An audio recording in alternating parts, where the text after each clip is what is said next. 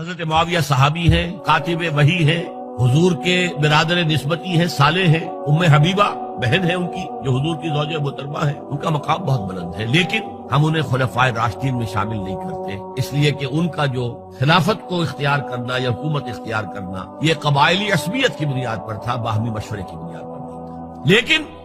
20 سال تک ان کا دور حکومت ہے اور کوئی خونریزی نہیں، کوئی غارت گری نہیں، کوئی اختلاف نہیں، کوئی بغاوت نہیں، کوئی جھگڑا نہیں، مدبر اس درجے کے تھے۔ اب آئیے آخری سٹیج آئی، حضرت معاویہ کو مشورہ دیا گیا، مغیرہ ابن شعبہ ایک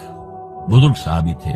کہ دیکھیے جناب امیر، مسلمانوں میں اختلاف ہوا، 4.5 سال 5 سال خانہ جنگی رہی، اب اگر پھر معاملہ آپ کے انتقال کے بعد ایسے ہی چھوٹ گیا تو اختلافات ہوں گے، جھگڑے ہوں گے، مختلف دعوے دار سامنے آئیں گے، جنگیں ہوں گی، پھر دوبارہ جو ہے